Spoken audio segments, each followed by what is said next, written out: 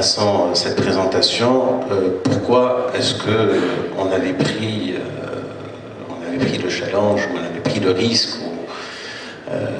d'aborder cette question, parce que je pense que même si c'est une question qui se traite sur le long terme, les questions énergétiques, ça ne s'improvise pas, tous les plans énergétiques se font sur 20, 30 ans, 50 ans, mais la situation était telle que ça ne pouvait pas attendre, et que même si vous voulez prendre une décision pour 2007, vous devez, les décisions pour 2017, 2018, pour une centrale électrique, vous devez les prendre aujourd'hui.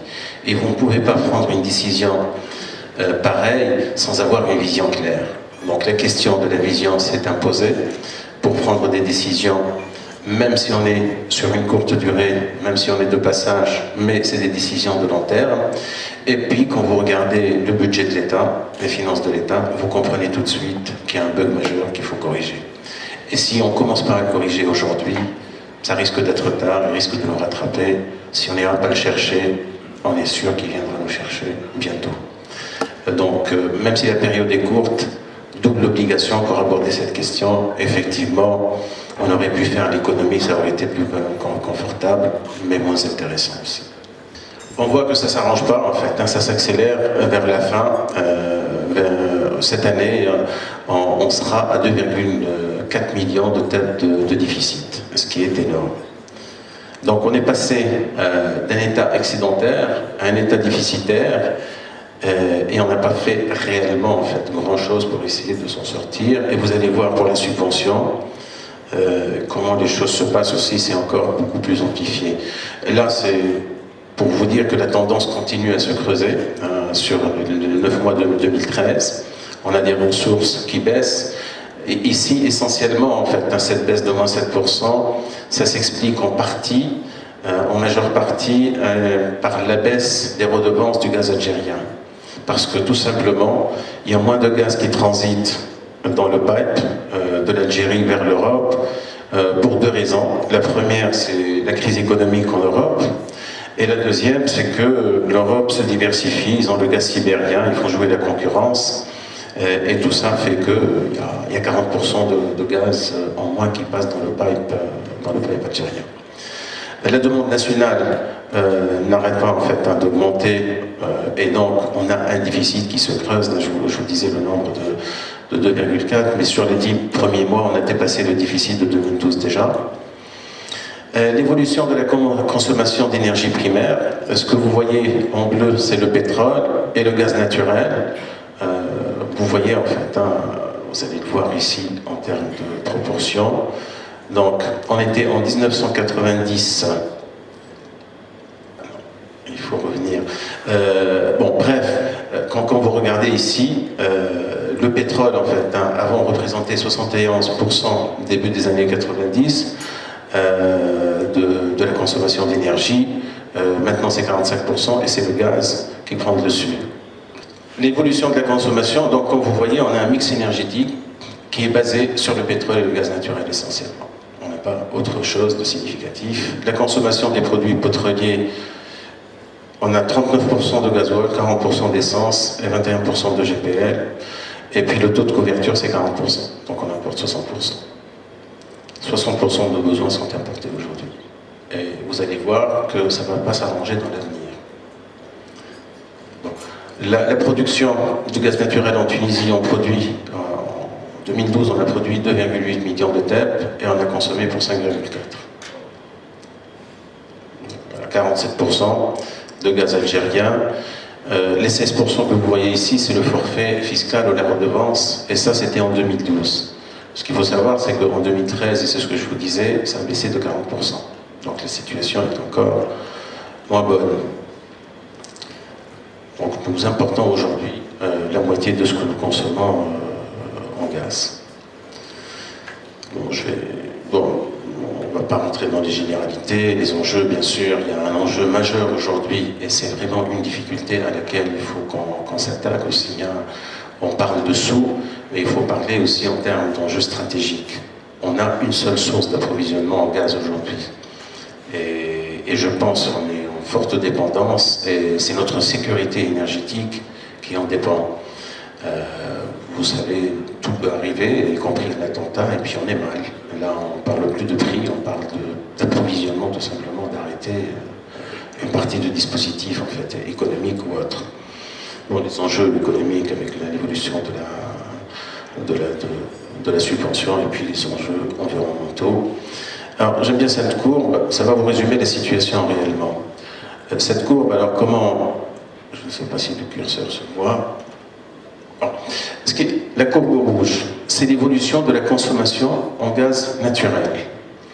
La courbe au pointillé, c'est l'évolution de la consommation du gaz naturel hors électricité. Donc on voit aujourd'hui qu'on consomme du gaz essentiellement pour faire de l'électricité. Et puis voilà nos ressources. Le graphe, en fait, hein, les couleurs que vous voyez en bas, c'est nos ressources. Entre les ressources avérées, donc la bande jaune, en fait, hein, c'est le gaz qui vient d'Algérie entre redevances et gaz acheté, parce qu'on achète du gaz en Algérie. Et puis en bleu et en gris, c'est nos ressources avérées ou les ressources probables.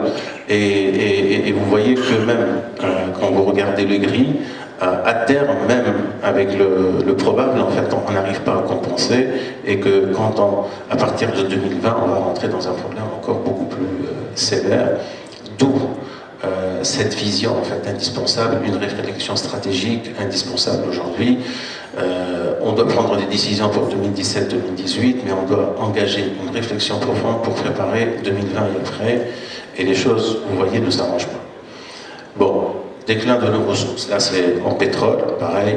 Enfin, on voit qu'avec avec tout ce qu'on sait aujourd'hui, hein, il va y avoir un pic dans les 4 ou 5 années qui va améliorer légèrement les choses, au mieux, hein, parce que enfin, tout n'est pas avéré, mais que le déclin est sûr après. Donc on a un vrai problème, en fait. Hein.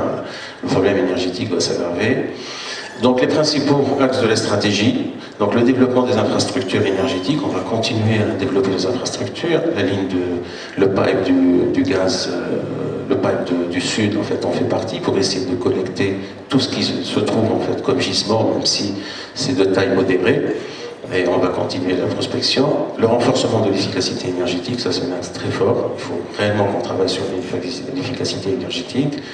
La diversification des ressources énergétiques, on est dépendant en fait des énergies fossiles conventionnelles, donc il faut aller dans les renouvelables et dans le non conventionnel, bien évidemment. On en parlera, je sais que c'est une question, à chaque fois que je l'évoque, ça attire beaucoup d'attention, donc à votre disposition pour aller dans le détail si vous le souhaitez.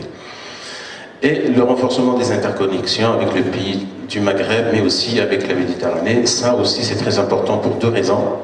La première, c'est sécuriser aussi, ce que nous souhaitons, c'est réellement établir une connexion d'un haut débit, une autoroute d'électrons avec l'Europe, pour que l'on puisse importer quand c'est opportun de le faire, et ça fera une sécurisation au pipe de gaz. Au lieu d'importer du gaz, on peut importer de l'électricité. Parce qu'il y a des opportunités aussi en Europe, il y a des moments où on peut acheter l'électricité à très bas coût, en fait, un très bon marché, à un moment où ils n'en ont pas besoin et on en a besoin. Et parce qu'il y a un créneau aussi d'exportation d'électricité verte, et ils ont dans leur loi aujourd'hui l'obligation d'avoir une proportion d'énergie verte.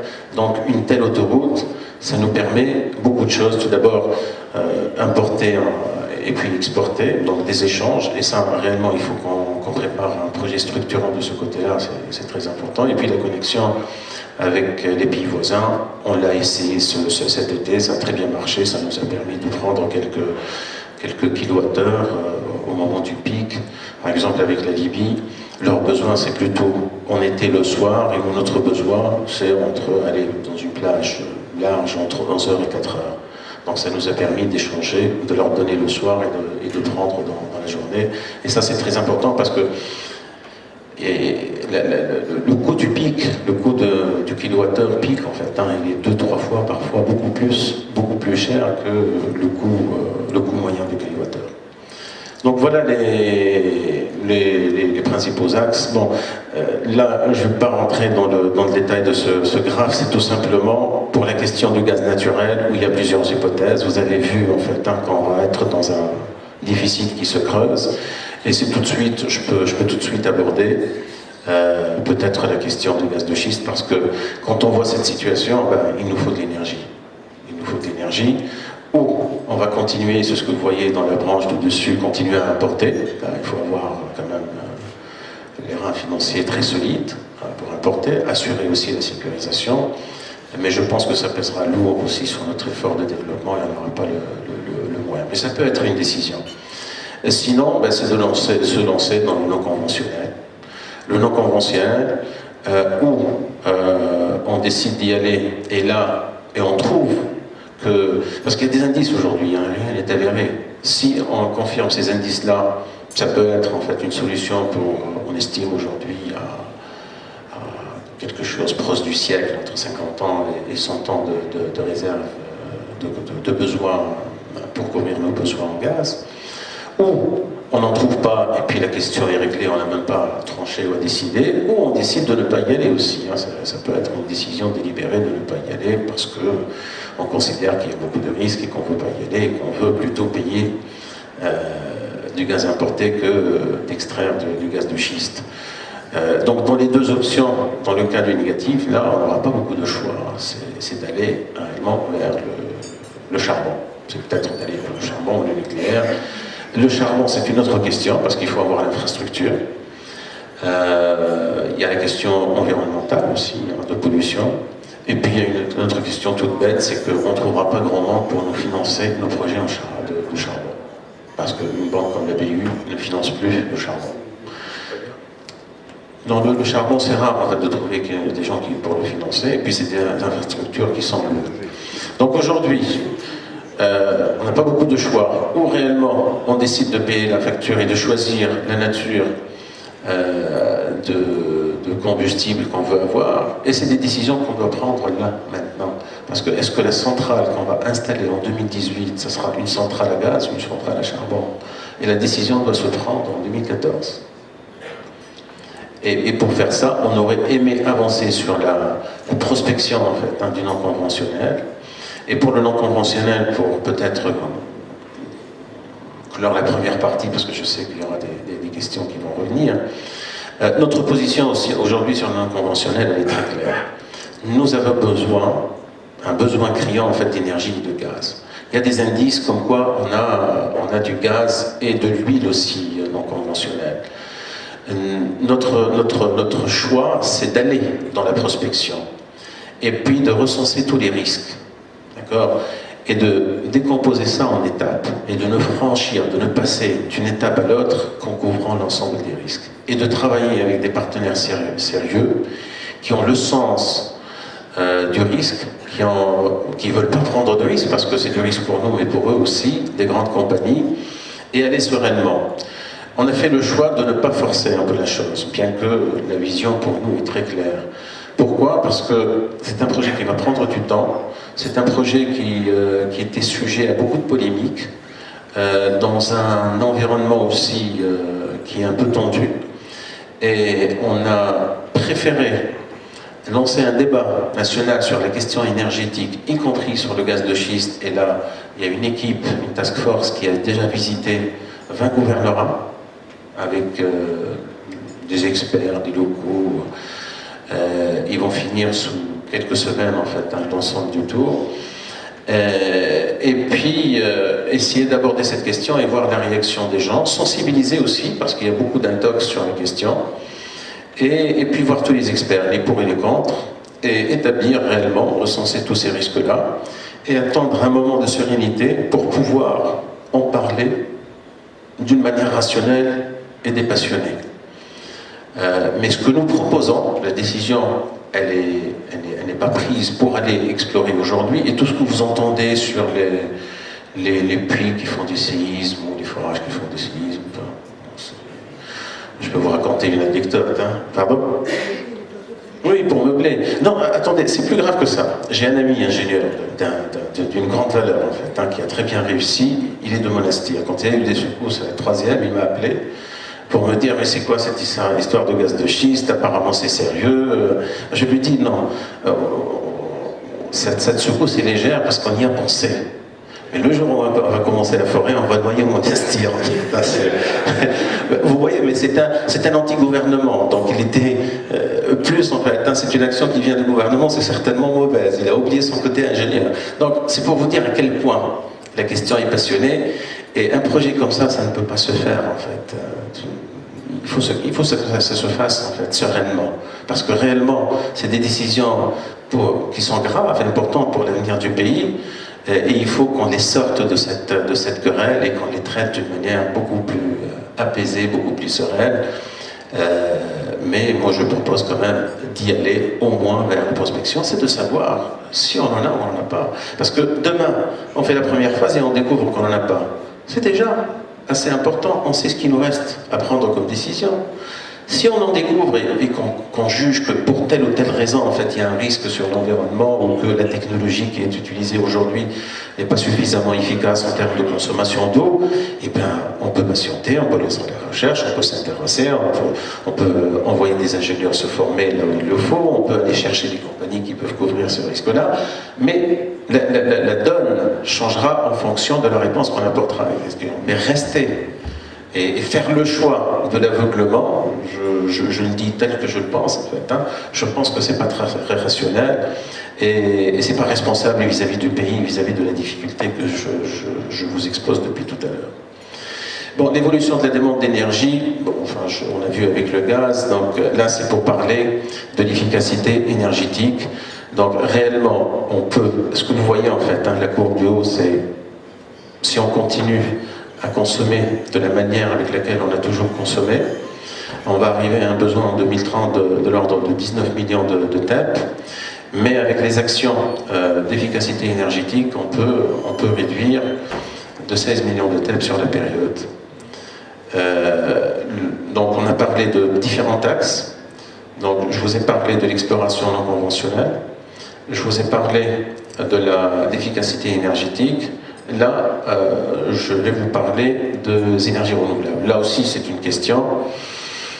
Quand on regarde la réalité des choses, on en parle depuis des années, mais aujourd'hui, il y a les chiffres qui parlent. On a 2% dans notre mix énergétique est d'origine renouvelable, ce qui n'est pas un exploit.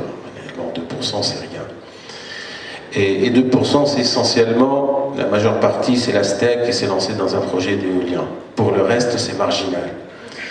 Et quand on fait l'analyse, on se dit qu'on se doit d'aller vers un mix énergétique différent. Aujourd'hui, ce qu'on fixe comme objectif, c'est d'aller vers 30% d'origine renouvelable. De passer de 2 à 30% à l'horizon de 2030. Ça ne sera pas simple. Il ne faut pas qu'on marche au même rythme avec lequel on a marché aujourd'hui, mais ça veut dire qu'il faut qu'on traite les problèmes et enlever les vrais verrous. C'est quoi les verrous aujourd'hui? Aujourd'hui, on dit qu'on encourage les énergies renouvelables. Les énergies renouvelables, quand vous produisez, vous devez les vendre à la STEC, ou les consommer entièrement, ou sinon vendre le reliquat, ou vendre la différence à la STEC. Et aujourd'hui, on vous achète, on compare le prix des énergies renouvelables à un prix qui est subventionné. Donc forcément, il n'est pas intéressant. Or, on sait que les énergies renouvelables demandent beaucoup d'investissement, et pour les amortir, il faut un prix un peu plus intéressant que le conventionnel, et surtout beaucoup plus intéressant que le conventionnel subventionné. Donc on est rentré dans cette équation, rien que ça a tué la chose. Après un cadre juridique qui n'était pas du tout approprié. Donc on a essayé de travailler sur les deux. Le cadre juridique, donc on a avancé, il est passé la semaine dernière au Conseil des ministres, il passera à l'ANC. En 2 mots, en fait, le cadre juridique, parce qu'on ne va pas rentrer dans tous les détails, ça va permettre la libre action ou la libre initiative pour investir dans la production de l'énergie, non seulement pour soi, mais on peut produire et vendre jusqu'à une certaine limite. On va définir par décret les limites dans lesquelles on peut entreprendre librement. Et là, il suffit d'une autorisation du ministre en charge de l'énergie. Après, ça passe par un comité technique, mais c'est pas la grande commission. Et puis après, en tant que promoteur, je vais chercher le terrain, je vais négocier avec les domaines de l'État, et puis monter mon projet. Il y a tout simplement une réception à faire par la STEC et par une autorité qu'on va mettre aussi en place, une autorité de régulation. Et puis vous commencez à produire, mais on vous garantit un prix aussi d'achat et une durée d'achat par la STEC, parce que c'est la clé. Si on n'a pas ça, on n'investit pas. Vous êtes investisseur, vous n'allez pas investir pour perdre de l'argent et vous n'allez pas investir si vous n'avez pas de visibilité. Donc c'est ça qui change. Un tarif intéressant et une durée et un contrat, tout à fait, un contrat. Après, pour les grands projets, ça sera différent. Pour les grands projets, ça sera une négociation. Ça sera une négociation. Ça peut se faire de gré à gré. Ça passera par une commission nationale, cette fois-ci, avec un peu plus de poids. Et puis, on autorise aussi l'exportation de l'énergie, parce que c'est ce que je vous disais, nous souhaitons développer aussi cette ligne d'exportation d'énergie qui nous permettra d'en apporter aussi et de faire des échanges des allers-retours. Et ça, c'est essentiellement vers l'Europe. On se targuait de dire que la Tunisie faisait 3% de déficit budgétaire sans tenir compte de l'énergie, sans tenir compte des recettes pétrolières. Car si on suppose que si la Tunisie, c'était comme le Maroc, sans ressources énergétiques, notre déficit aurait dû être de 5%. Enlever la privatisation, notre déficit aurait dû être de 6 à 7%. C'est pratiquement le même déficit budgétaire qu'aujourd'hui. Et le problème, c'est qu'on n'a jamais vu, quand vous demandez à des personnels du ministère de l'Action générale de l'énergie ou la direction au ministère de l'Industrie, ce que j'ai constaté en faisant mes recherches, c'est un autre monde. On dirait qu'ils ne connaissent pas le ministère des Finances. Et vice-versa. Et je crois que ce problème aurait dû être résolu, c'est un problème de gouvernance depuis longtemps. Et on ne peut pas continuer à avoir deux tutelles pour gérer l'énergie en Tunisie. Donc, soit au ministère des Finances et au ministère de l'Industrie. Ceci étant, le pétrole, bien sûr, les ressources sont en train, comme j'ai dit, en train de diminuer, et la rente est en train de diminuer, mais il y a toujours des solutions. Je pense qu'après avoir on peut passer aux solutions. Il y a d'autres solutions. On parlera, bien sûr, si vous voulez, sur l'impact de la suppression progressive de la subvention sur la compétitivité des entreprises. J'essaierai de vous donner quelques chiffres que j'ai pu obtenir. Il n'y a pas des études qui ont été faites pour déterminer la part de l'énergie en tant qu'intrant dans l'industrie. Il n'y a pas des études qui ont été faites directement. J'ai pu collecter ces informations qui sont des informations sérieuses, c'est sérieux, et c'est des gens de très haut niveau, c'est des gens très compétents, qui ont travaillé beaucoup sur l'industrie tunisienne, sur l'énergie, et qui ont pu donc me donner ces chiffres. Et quand j'ai essayé de comparer ces chiffres, j'ai trouvé que c'était plausible, donc, parce que je sais, je vous donne un chiffre, que toute augmentation de 10% du prix de l'énergie donne une augmentation de 1,1% de l'indice du prix à la consommation. L'inflation augmente de 1,1%. 0,3% provient un effet direct et les 0,8% un effet indirect. C'est-à-dire, là on passe par l'industrie et le reste quand on augmente la subvention. Il ne faut pas croire que toute l'industrie sera touchée par la suppression progressive de la subvention, parce que les cimenteries et les briqueteries, certes, c'est entre 20 et 30%, le coût de l'énergie en tant qu'intrant. Pour d'autres industries, il ne dépasse pas, il est entre 7 et 10%, ça dépend de l'industrie de l'agroalimentaire, il peut arriver même jusqu'à 10%. Donc toute augmentation de 10% donnera le chiffre que je vous ai donné, et que je l'ai calculé avec mes amis de l'Institut national de statistique, qui est un chiffre donc officiel, avec des chiffres, bien sûr, des données précises. Donc, il ne faut pas aussi que le discours qu'on entend aujourd'hui dans les médias, que ça y est, la compétitivité des entreprises tunisiennes donc, va être donc, diminuée, donc ne seront plus compétitives. Ce n'est pas vrai. Il n'y a pas que l'énergie qui détermine la compétitivité des entreprises. Il y a, bien sûr, l'environnement de l'investissement, ça aussi c'est très important, donc, il y a d'autres coûts qui entrent dans le coût final, donc le full cost de ces entreprises, où on peut, bien sûr, y remédier. Je donnerai le dernier chiffre, qui est aussi un chiffre très intéressant. C'est un calcul économique qui a été fait par un bureau d'études pour le compte de l'État. Quand on a demandé à des entreprises depuis 2008 à 2011 de faire de l'économie de l'énergie, en accent donc l'action de l'État sur ce qu'on appelle l'efficacité énergétique, on est arrivé pour toute l'économie, le tissu productif, à gagner donc 2 millions de TEP, à éviter donc de consommer 2 millions de TEP, et ceci a permis à réduire la subvention de 500 milliards, de 500 millions de dinars. Donc comme vous pouvez le voir, on peut trouver des solutions à la suppression progressive de l'investissement. Il suffit de changer de technique et des moyens de production pour faire mieux et faire comme les autres. Voilà, donc ce sont quelques chiffres. Juste peut-être un chiffre aussi intéressant au niveau économique qui vous intéresse.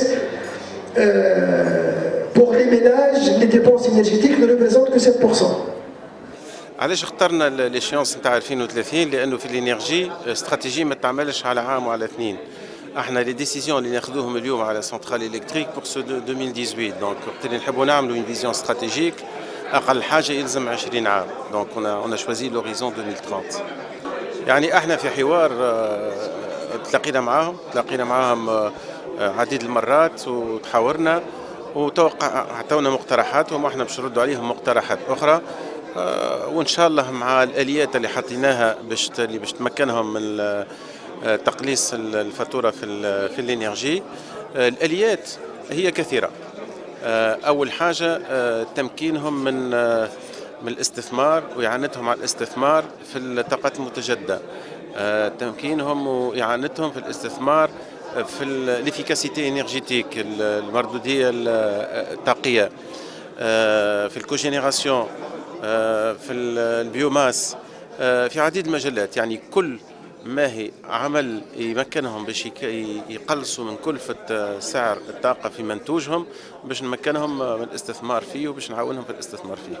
هو اللي عاملينه كل في مشاورات مع جماعة القطاع هذيك، وماناش باش نعملوا رفع الدعم كما تقولوا، هو إعادة توجيه الدعم باش نرجعوه المسار الصحيح اللي هو للمواطنين، يعني المستهلكين العاديين، معمول باش يحمي الطبقات الفقيرة والطبقة المتوسطة اللي حاجتنا بها الغوبون ايكونوميك، وفي الاندستري باش يشجع الاندستري اللي نحبوا نوجهوا فيها البلاد كيف لاغرو اليمونتير والتوريزم وغيرها. وهو حتى في رفع الدعم مش باش يكون كلي، باش يكون تدريجي ومع اجراءات لتحسين المردودية الطاقية لكل الشركات. لا يعني كلهم معنيين في الاندستري، كلهم معنيين ولكن بالتفاوت كما فسرت لكم في البريزونطاسيون بتفاوت. او لي سيكتور اللي يلزمهم يقوموا باعمال فوريه لتحسين المردوديه الطاقيه واستهلاكهم للطاقه هما لي سيكتور دو لاندستري اللي ما يستعملوش الطاقه، ان الطاقه ما تدخلش في الكو دو برودكسيون ديريكت لانه يستعملوها بلوس كونفور كوتر شوز. هذوكما يلزمهم يبداو في الاعمال وباش نعطيوهم مده حوالي عامين مش اكثر، وبعض لي زاندستري باش نعطيهم مده ب4 ولا 5 سنوات لانه الموفمون اثقل ويتطلب مجهودات اكثر منهم. يعني بعدنا على لي زوغمونتاسيون يونيفورم وهوموجين باش نمشيو لحاجات بوكو بلو سيبلي موجهه اكثر. جيري ابار عندهم كود ديزولوكاربور وحده، والكود d'investissement هذا يمس donc l'industrie ou les autres secteurs, ça n'a rien à voir. Donc la fiscalité ou la législation des hydrocarbures est traitée à part dans un code واحد اللي هو comme je l'ai dit, il est temps de le réviser, il est temps de le mettre à jour, il est temps parce que le prix de pétrole, parce que au niveau du partage de la rente, parce que quand on fait un code d'investissement, qu'est-ce qu'on cherche? On cherche à faire venir l'investisseur étranger, les compagnies pétrolières, leur donner le maximum d'avantages, et que la Tunisie aussi récupère une grande partie de la manne pétrolière, la rente. Donc il faut revoir un peu les conditions de partage à travers la fiscalité, il faut améliorer un peu le rapport ERP, essayer de proposer d'autres formules qui permettent à l'État de récupérer cette hausse du prix, parce qu'aujourd'hui les prix peuvent bondir de 10 à 15 à 20 dollars facilement, hein. Donc il faut comme pas mal dans d'autres pays, tenir compte de cette aubaine. C'est une aubaine, chaque fois que le prix de pétrole augmente, c'est une aubaine. Il faut toutes les augmentations, l'État a sa part. Certes, l'augmentation fait augmenter la part de l'État, mais tout ce qui est excessif, une augmentation excessive, là il faut savoir la partager. Bon, bien sûr, il faut le mettre à jour, il faut l'actualiser. C'était fait les années 90. Aujourd'hui, هذا au niveau de code hydrocarbures donc. لا هو تأثيره على المؤسسة لأن المؤسسة في حد ذاتها الصناعية المحتوى الطاقي في التكلفة الإجمالية نتاعها موجود بين 7% حتى ل 40%. 7% تاخذ في الاجرو اليمونتير فهمت، وحتى ال 10% و 12%. كي تاخذ كيما مثلا الصناعات لي سيمونتوري ولا الياجور لي بريكاتوري ولا تاخذ ترونسبور قطاع النقل، هذاك بين 30 و 40% المحتوى الطاقي. هذاك كل 10% تعطي 3% نسبة ارتفاع الواحد. هذا فيما يخص الصناعات. تقول لي هذا ياثر في تكلفه الانتاج، بطبيعه الحال ياثر، لكن تكلفه الانتاج الكبيره هي مش متاتيه من الطاقه ولا متاتيه من التكلفه التمويليه للمشروع، لا هي متاتيه من الموارد الاوليه ومتاتيه من الاجور 80%. وقت تلقى الموارد الاوليه اللي يجيبوها باش يقوموا بالتصنيع بها، غاديك تحس اللي فيه على لي بري. اما بوغ معناها لينرجي ولا سا ريدوي ان بو لي بينيفيس نتاعهم لي بلوس ني موان. باقي نجم يعمل المؤسسات هذه، هذا هو الحل. السؤال هو كيفاش المؤسسات هذه معناها توصل باش تنقص من اللي فيه نتاع ارتفاع حذف الدعم عليها. سيتي سامبل. ثم عديد المؤسسات عندهم توا سنوات عملوا تدقيق طاقي دونك اوديت انرجيتيك، وفي التدقيق الطاقي هذاك اللي عملوه وصلوا معناها حسنوا في استهلاك الطاقه نتاعهم، ولات عندهم معناها جدوى اقتصاديه دونك ولاو يستهلكوا اقل طاقه. ومن 2008 ل 2011 كي تاخذ مجموعه المؤسسات الصناعيه الكل في تونس وقت يبدلوا معناها طريقه الانتاج نتاعهم ربحوا 2 بليون طاقه، لكن وفرت للدوله اذا هذايا نعرفوه نقص ب 500 مليار في الدعم نقص ب 500 مليار، لان المؤسسات هذه توجهت لطريقه انتاج اكثر جدوى اقتصاديه، وهذا ممكن. بقينا اليوم تقول لي هذا عنده تكلفه لازم الدوله تعاونهم، صحيح لازم نلقاو حل. اليوم تلقى الدوله حل كيفاش تعاون المؤسسات الصناعيه في تونس باش تحافظ على القدره التنافسيه نتاعها في الانتقال من منظومه استهلاكيه طاقيه اللي هي اليوم تستهلك برشا طاقه الى منظومه تستهلك اقل طاقه. وثم عديد المشاريع عملتهم الدوله باش تعاونهم فيهم. تشوف معناها اليوم معناها مشاريع، تشوف معناها طرق اخرى باش تواصل تعاونهم سيرتو المؤسسات الصغرى، والحلول ديما موجوده، لكن ما نهولوش الامر اكثر من اللازم. ولأن مردودية المؤسسة راهو ماهيش مربوطة بالطاقة. كما قلت عندك مناخ الاستثمار يأثر في القدرة التنافسية للمؤسسة، الدينار التونسي يأثر في القدرة التنافسية للمؤسسة، ارتفاع الأجور يأثر في القدرة التنافسية للمؤسسة، مهارة اليد العاملة في تونس تأثر في القدرة التنافسية للمؤسسة، اكتساب الأسواق العالمية تأثر، معناها مجموعة عوامل هي. ماهوش العامل المؤسسه معناها مش القدره التنافسيه نتاعها تنهار ولا تضعاف خاطر اضفنا في سعر الطاقه. قلت لك ما يمثلش في افضل الحالات عند اكثر الشركات 30 40% 10% 3%. فلهذا معناها ثم طرق اخرى للمؤسسه باش تتحول من منظومه استهلاكيه طاقيه الى منظومه اخرى، وهذا ممكن. اليوم توفر لهم الدوله امكانيات اخرى، وقاعده الدوله قاعده يفكروا معناها في عديد الطرق اخرى اللي تسهل لهم المسؤوليه. لكن هذايا فيما يخص معناها المؤسسات. المهم المواطن البسيط، نبعدوا على المؤسسات اللي هو معناها كي تاخذ انت الاسر في تونس 7% من النفقات نتاعها ماشيه للطاقه.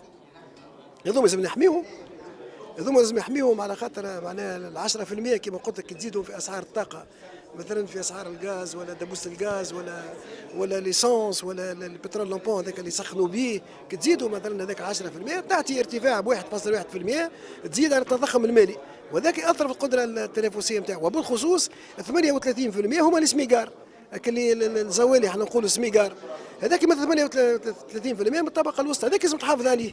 لان اليوم نعطيك مثال بسيط علاش الطاقه نتاعو تحت. اليوم السميقار لازم يخدم، كان قبل يخدم 5 ساعات باش يشري دبوس الغاز، اليوم يخدم 6 ساعات باش يخلص دبوس الغاز، دوك المقدره الشرائيه نتاعو تحت. هذاك لازم نحافظوا عليه ونحافظوا معناها، ويكون الارتفاع في الاسعار يكون تدريجي، ويكون معناها ما يكونش ضربه واحده كما معناها في السنه. وحتى التخلص من المنظومه هذه نتاع الدعم تكون تدريجيا باش ما نحسوش الاثر نتاعها مباشره على المؤسسات والقدره التنافسيه، لازم يكون تدريجيا.